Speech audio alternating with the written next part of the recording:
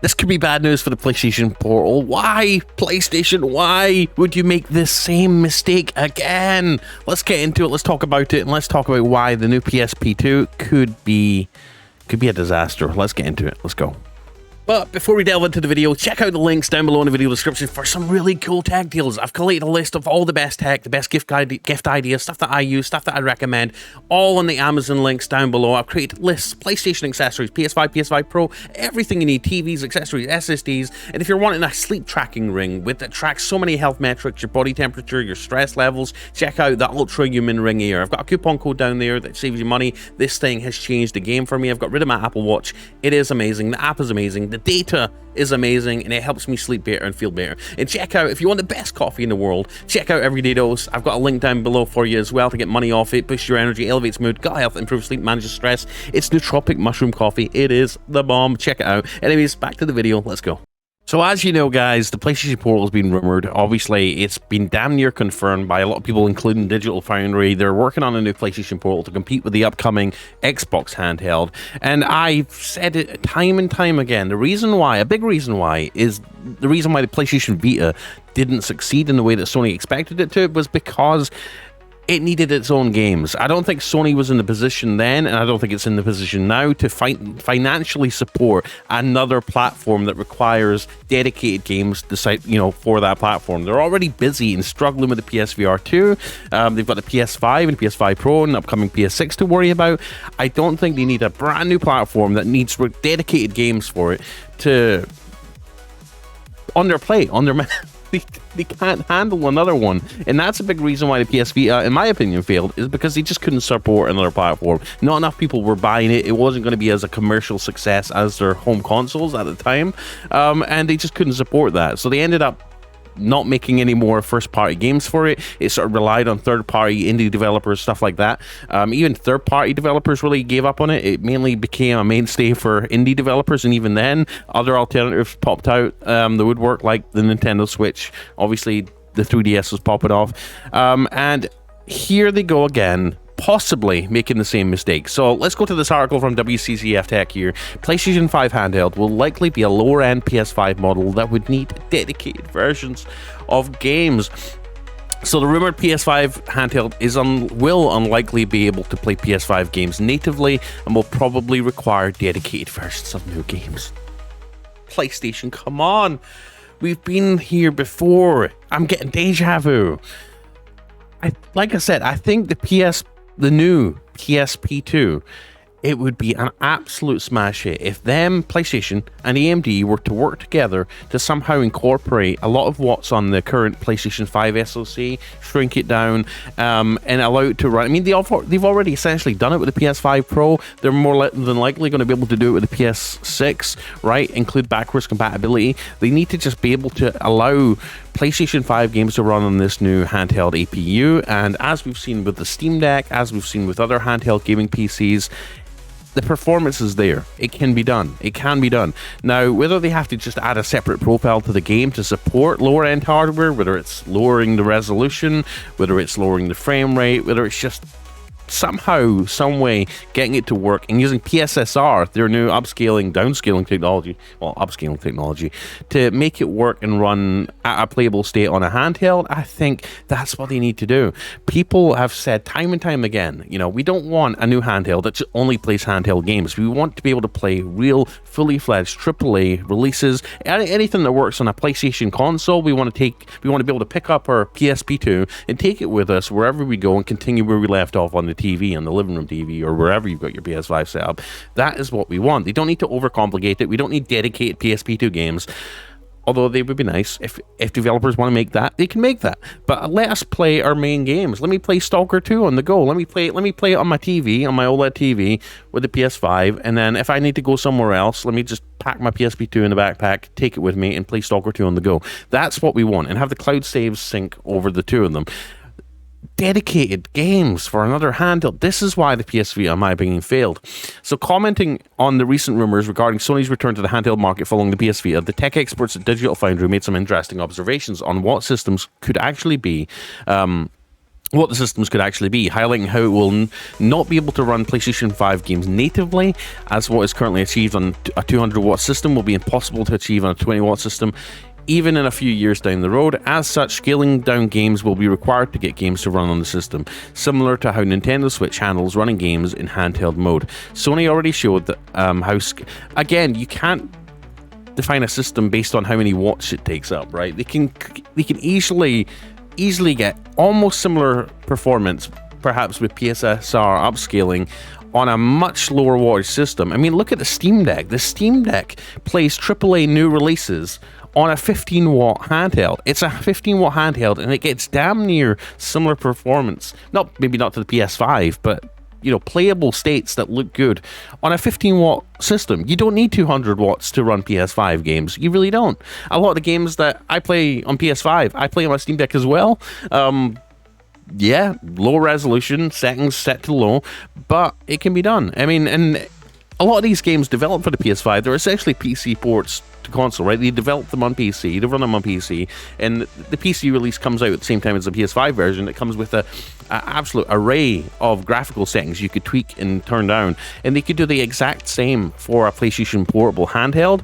It doesn't need dedicated games. I don't know where they're getting this from. Oh, to play PS5 games, you need 200 watts.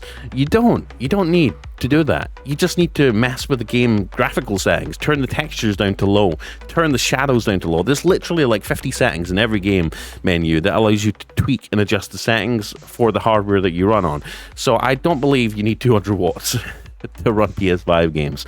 It just needs a configuration change. That's all it needs. And with PSSR and everything, it is more than possible. So if Sony's going to go down this route, more fool them, because I don't think this is going to work. If they're going to be if they're going to have to rely on developers to create dedicated games for this, it's not going to be a success. So please don't make the same mistake as you did with the Vita, because the hardware out there now is so much better. And again, the Steam Deck is going on a couple of years old. There's better hardware out there. AMD's cooking up some amazing new APUs. This is more than possible, so I hope this isn't the case. Anyways, I'm going to quit ranting because this just annoys me. As such, scaling down games will be required to get games to run on the system, similar to how Nintendo Switch handles running games in handheld mode. Again, Nintendo really has to wait for a port from the developers to get games on their system, and even then, it's ancient hardware at this point. But they still managed to do it. But I don't want that for PlayStation. I don't think developers should have to remake a game to work on lower-end hardware. They just need to allow it to run the PC version and tweak the graphic settings accordingly for the thing. And Sony could easily make a little profile and have developers, create a custom graphics setting profile for each game. I mean, it's just a small update they need to do, right? Considering they make games for PC as well. It's just, it's one more thing that developers have to do, but it's insignificant. Sony already showed how scaling up is entirely possible to PS5 Pro, so scaling down shouldn't be impossible, I should say here.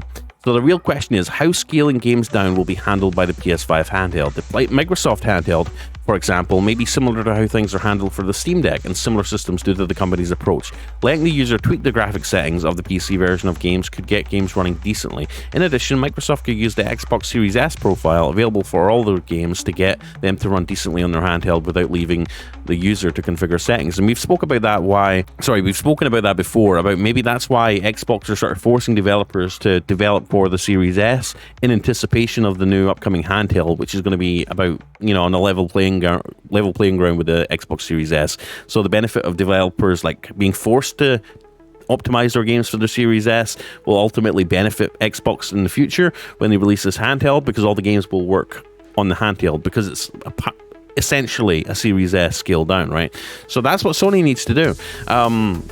And I think that could be why they're still developing a lot of these games for PS4. And again, a lot of games have graphical settings they could tweak. It doesn't need to be like a lower end PS4 version. It could be just optimized for the system. It takes like a little bit of tweaking on the developer's end. You don't have to remake the game for it. Sony, on the other hand, doesn't have a lower end PS5 model. Well, it's called the PS4 Pro. Games are still coming out on the PS4 Pro, or didn't you know? So it's the PS4 Pro and the PS4 are essentially the lower end PS5 model. Let's be honest, PlayStation haven't given up on the PS4 just yet. They've sold a lot of them. that could be the PS5 lower end system that Sony currently doesn't have. It does. PS4 will offer a slice of what the base model offers in terms of visual fidelity and potentially backwards compatibility. But again, that's not a fair comparison. I mean, like I said, games are designed to run at different resolutions, different settings, different graphical settings. I mean, like I said, each game has an array of graphical settings you can tweak. And as far as console goes, you don't get those settings publicly available, but the developers have access to those toggles. They could basically have the PC graphical settings on their end, and they can tweak them down to work on the console. Sure, it'll take a little bit of tweaking, a little bit of playing around, but they can do it. It's an update on the developer part, right? They just need developers to put out an update for it, just as they've done with the PS5 Pro, right? It's just a couple of toggle changes. Enabling ray tracing, enabling higher resolution, higher frame rate. It's just a couple of toggles, drop down menus on the developer side, and boom, push out the update. Good to go on the new PS5 portable, right? All the current reports suggest that this PlayStation 5 handheld is still far from release, so it will be a very long time before we can see what it'll be capable of, and if it will ever be able to put a dent in the Nintendo Switch's popularity, whose concept of home console and handheld all in one system will likely get more popular with the release of its yet-to-be-revealed successor. And I've said, and I'll keep on saying, that I think we're going to see handheld consoles get more and more prevalent. I think that's what people want at the end of the day.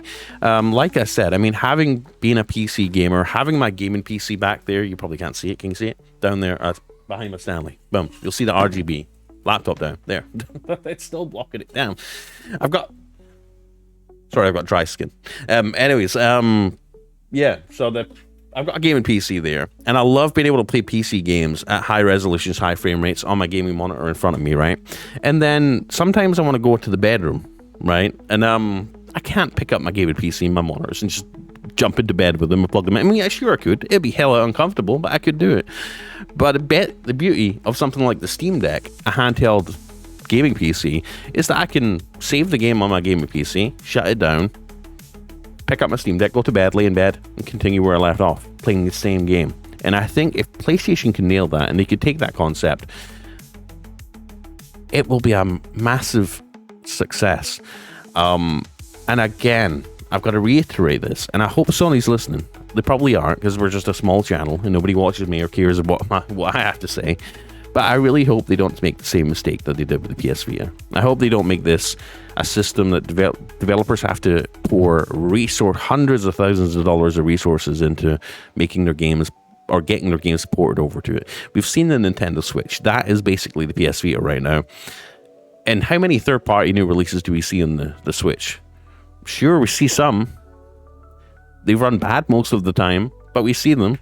I don't think Sony's in the position. They're not Nintendo. They can't do that, and I don't think gamers are going to put up with that.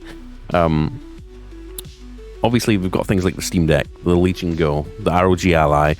We have handheld gaming PCs that can play brand new releases that we don't have to wait to be ported. We have those things now, and I think if Sony's going to be successful with a handheld, they need to at least match that. They need to allow gamers to play current games, new games that can run on their PS5s, but take them portably wherever they want to go. And it's more than capable of being able to do that. Anyways, I'll end my rant here. I'm just kind of frustrated. I hope this isn't the case. I hope Wccftech aren't just sort of trolling us right now with, information they might not have. But that's the article from them, and I hope that's not the case. Dedicated versions of games. I mean, you could essentially say the PS5 Pro needs dedicated versions of games. They're overcomplicating it. It just needs an update. It just needs like a profile. We've got a profile for the PS5, profile for the PS5 Pro, and a profile for the lower end PS Portal. Just different graphical settings across the board, different settings, performance mode, quality mode, etc. Just need a different profile for the portable. Just need to tweak things, right? Doesn't require a science and rocket design. I mean, a degree in rocket design. It's not rocket science, is what I meant to say. Yeah, it's just a couple of tweaks here and there in the graphics sense. Just tweak it down for the handheld. Boom. Done. Don't need dedicated versions of the games. Anyways, I'm Wccftech. If you love handheld gaming, and if you're as passionate about it as me, if you're passionate about PlayStation, if you're passionate about Steam Deck, if you're passionate about tech, then come join me on the channel here. I'm not this angry all the time, I promise. And come join me on stream every day around lunchtime, 12 to 3 p.m. Central Time, where I'm playing some games. Right now I'm playing Indiana Jones and the Lost Circle. I'm also playing Stalker 2, and I'm also playing PUBG again. I've kind of given up on Call of Duty lately. I've just not been into it lately. I think they made a lot of bad decisions as far as their game design goes, and yeah, I've kind of lost interest. But I'll be playing other games. Come join me, come say hi, and I appreciate your time. Thank you for listening to me rant on and get frustrated, and let me know, more importantly, what you think in the comment section, because you mean the world to me. Anyways, peace out, happy holidays, and I'll see you in the next one. Goodbye. I'm Wccftech. Let's go.